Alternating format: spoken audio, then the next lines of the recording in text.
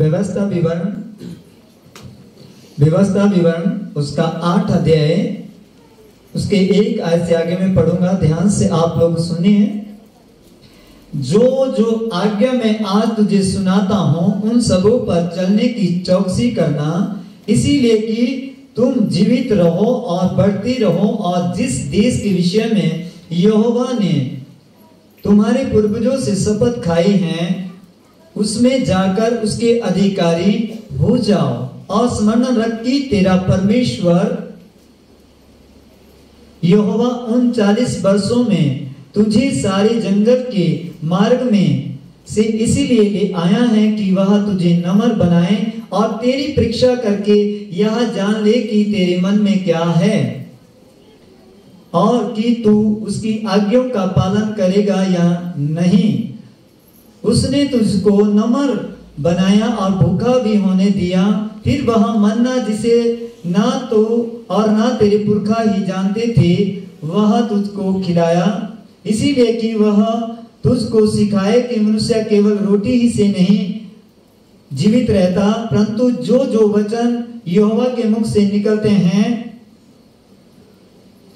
हैं उनसे वह जीवित रहता है।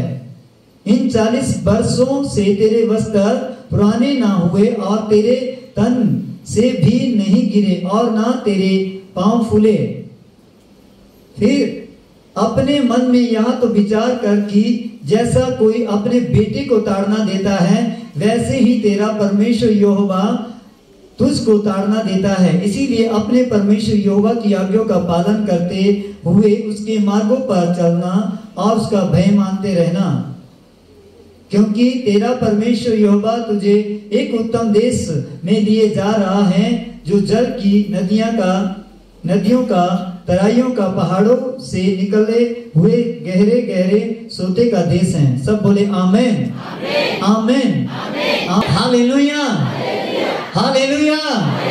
हाथों को उठाते हुए जोर से बोलो हालेलुया हालेलुया हालेलुया हालेलुया। एक बार जोर से हालेलुया हालेलुया।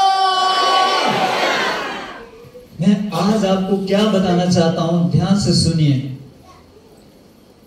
जितने लोग पहली बार आए हैं वो भी ध्यान से सुनिए, और जो कई समय से आ रहे हैं यहाँ पर आराधना कर रहे हैं वो भी ध्यान से सुनिए।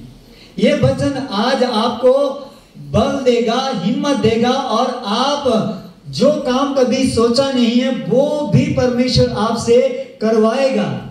हालेलुया। वचन कहता है कि जो जो आज्ञा परमेश्वर ने आपको दी उसके मानने में क्या करना, चौकसी करना। और क्यों चौकसी करना, क्यों चौकसी करना। और इसके साथ में और बात लिखी है कि परमेश्वर ने क्या किया, हर जन को जो परमेश्वर का कहलाता है, ध्यान देना पहले इस बात को, जो परमेश्वर का कहलाता है या परमेश्वर का चुना हुआ है, यह बात उनके लिए परमेश्वर कर रहा है। बोला मैंने तुझे क्या किया, मैंने तुझे भूखा भी होने दिया और नम्र होने के लिए तुझे क्या किया है ना, तेरी परीक्षा किया। और सबसे खास बात कि तेरे अंदर में जान लूं कि तेरे पास क्या क्या है। परमेश्वर के लिए है ना, आपके अंदर क्या क्या सोच है परमेश्वर परीक्षा करके देखता है, याद रखिए। और ये भी याद रखना, परमेश्वर बुरी बातों से कभी किसी की परीक्षा नहीं करता है। परमेश्वर जब परीक्षा करता है तो वो ऐसी बातों से परीक्षा करता है जो बातों को है ना आप नहीं जानते, वो परमेश्वर आपके सामने परीक्षा के रूप में ले आएगा। इब्राहिम की जब परीक्षा की गई तो कैसे परीक्षा हुई, जब उसकी परीक्षा हुई तो जब उसका जो प्यार था बच्चे के लिए इतना चले गया था कि वो बच्चे से प्यार करने लग गया था उस बुढ़ापे में। और दिया किसने था वो बच्चा, वो परमेश्वर ने दिया। लेकिन वो ऐसा सोच रहा था अब तो मेरा यही एक सहारा है, पर देखा परमेश्वर ने कि ये व्यक्ति अब परमेश्वर से ज्यादा, मुझसे ज्यादा प्रेम बच्चे से कर रहा है। तो क्या किया परमेश्वर ने? फट से एक काम किया, बोला ऐसा कर कि ये जो बच्चा तेरा है ना, इसको बलिदान कर दे। और जब ये बात आई तो इब्राहिम ने सोचा ये कैसी परीक्षा है, और उसके दिमाग उस समय हो सकता है कि काफी विचलित हुआ होगा और थोड़ी देर के लिए सोचना शुरू कर दिया होगा कि प्रभु ये कैसे करूंगा मैं, ऐसा मन में सोचा होगा उसने। पर वचन में ऐसा लिखा हुआ, ऐसी सोच तो आई होगी, लेकिन उसने ये किया कि जैसे ही परमेश्वर ने बोला कि इस बच्चे को मेरे लिए बलिदान कर दे, तो उसने क्या किया? वो चला। उसने अपने बच्चों को भी नहीं बताया कि मैं आज तेरा बलिदान करने वाला हूं, यहां तक अपनी पत्नी को भी नहीं बताया। लेकिन जब उसके सामने परीक्षा आई तो उसने क्या किया? उस परीक्षा को पास करने के लिए अपना पूरा, है ना, पूरा जोर, पूरी ताकत लगा दी। और इब्राहिम को क्या किया परमेश्वर ने? देखा, ये देखा कि ये व्यक्ति सचमुच में मेरी बात को मानेगा या नहीं मानेगा। इब्राहिम को देखा, उसके अंदर को देखा कि ये व्यक्ति सच में मुझसे प्रेम करता है या अपने बेटे से ज्यादा प्रेम करता है, या मेरी बात को मानेगा, या ये फिर अपने बेटे की प्यार में खोकर मेरी बात को, है ना, टाल देगा। और क्या हुआ? इब्राहिम ने, है ना, जब ये परीक्षा उसके पास आई तो इब्राहिम ने इस बात के ऊपर पूरी रीति से सोच बना ली कि जो परमेश्वर बोल रहा है मैं इसे करूंगा। और अपने बेटे को जब बलिदान की जगह में ले गया तो क्या हुआ? बच्चा कह रहा है कि पिताजी हमारे पास सब कुछ है, लकड़ियां भी हैं, हवन के लिए सब, है ना, जो भी प्रक्रिया उस समय होती थी बलिदान के लिए, वो सब कुछ है। पर बोला मेढ़ा कहाँ है, बकरा कहाँ है? और देखिए इब्राहिम उस बच्चे को ही जो है बलिदान चढ़ाने के लिए ले जा रहा है प्रभु को। पर इब्राहिम के अगर शब्दों को अगर आप पढ़ेंगे, बाइबल अगर आपने पढ़ी होगी तो उसमें लिखा हुआ है, तो उसने बच्चे से कहा बेटा परमेश्वर मेढ़े का, उस बलिदान का भी उपवाय करेगा। हालेलुया। उसके पास विश्वास था, अगर परमेश्वर ने मुझे बेटा दिया है, अगर मैं इसे बलिदान भी कर दूंगा तो ये परमेश्वर इस मेरे बेटे को जीवित करने की शक्ति भी रखता है। और इब्राहिम जब बलिदान की जगह में अपने बेटे को रख दिया तो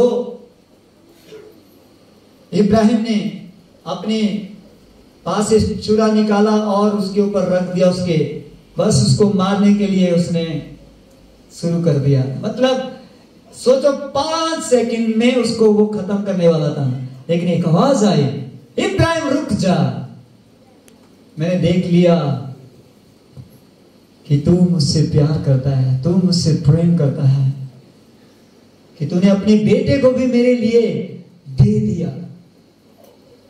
जब वो आवाज आई तो उसने रुका, और जब बताया जाता है इब्राहिम उस जगह से हटा तो देखा साइड में एक मेंढा, एक बकरा, जिसको हम अपनी भाषा में बोल सकते हैं बकरा या छातू जो भी है ना, वो वहां पर बंधा हुआ था और उसको उसने अपने बेटे की जगह बलिदान कर दिया उस समय। और मैं आज आपको क्या बताना चाहता हूं, ध्यान देना सभी लोग, ध्यान देना। परमेश्वर एक आवाज दे रहा है और वो आवाज है कि तू मेरी आज्ञा को मान। एक आवाज है कि मेरी आज्ञा को मान। और जो लोग आज्ञा नहीं मानते हैं वो लोग परमेश्वर से प्रेम नहीं करते हैं। और जो लोग आज्ञा मानने के लिए तैयार हैं, परमेश्वर उनके लिए चमत्कार करेगा, उनके लिए बड़े काम करेगा। इब्राहिम ने आज्ञा मानी परमेश्वर की, और जब वो परीक्षा आई, उस परीक्षा के समय में भी आज्ञा मानी उसने। जब परमेश्वर ने उसको बुलाया उस समय भी इब्राहिम ने आज्ञा मानी। एक आवाज आई जब परमेश्वर ने उसको बुलाया था, वो आवाज क्या थी? अपने देश, भूमि, जगह को छोड़ दे और जो देश मैं तुझे दिखाता हूं उसको चले जा। और इब्राहिम ने वही आवाज सुन के उसी देश को चले गया, उसी जगह को चले गया जहां जहां परमेश्वर दिखाता गया।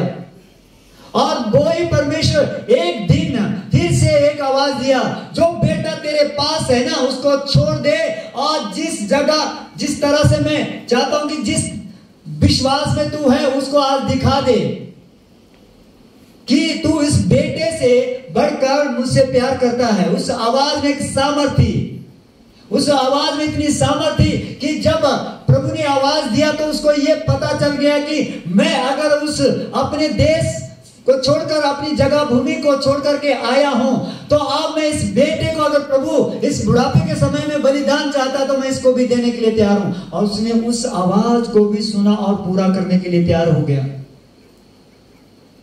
आज खासकर जो सेवा करने वाले लोग हैं वो ध्यान दीजिए, किसने आपको आवाज दी थी? किसने आपको आवाज दी थी? परमेश्वर ने आपको आवाज दी थी, किसी व्यक्ति ने आवाज नहीं दिया।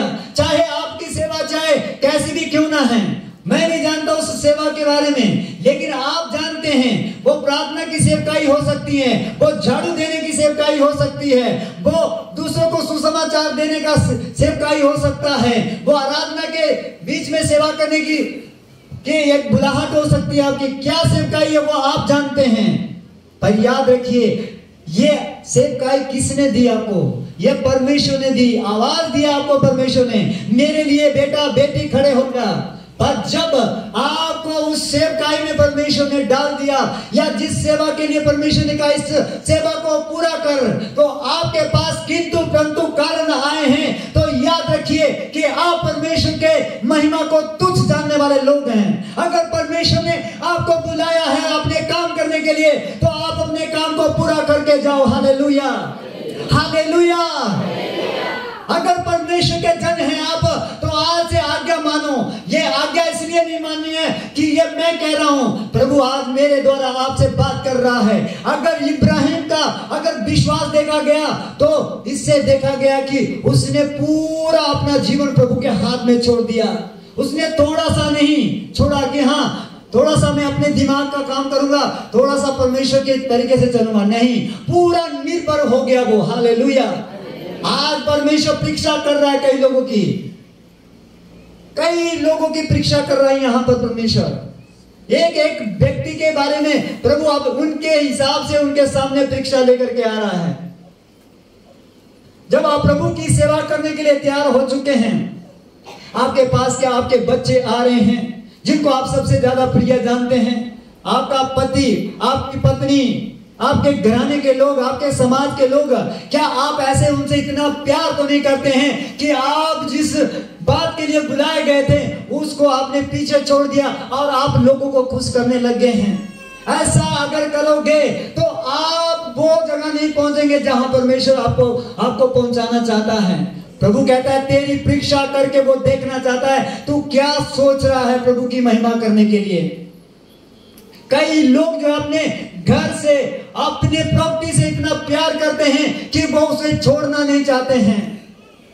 सोचो इब्राहिम को परमेश्वर क्यों आज इतना बड़ी महिमा दे रहा है, क्यों उसके नाम को लेके हजारों लोग प्रचार करते हैं। उस व्यक्ति ने अपने देश को छोड़ दिया, अपनी जगह को छोड़ दिया और परमेश्वर को ही महिमा दी और परमेश्वर ने उसको ऊंचा उठाया और आज तक पूरी दुनिया में इब्राहिम को सब जानते हैं। और आज आप सब हम जो है ना इब्राहिम की संतान कहलाते हैं, विश्वास का पिता बोलते हैं उसको। हालेलुया। अगर आज आप उसका शब्द सुनते हैं तो आज से वो आज्ञा मानो और उस आज्ञा को पूरा करने के लिए है ना पूरा दिल जान लगा दो और परमेश्वर आपको ऊंचा करेगा। Hallelujah, hallelujah. जोर से बोले हालेलुया।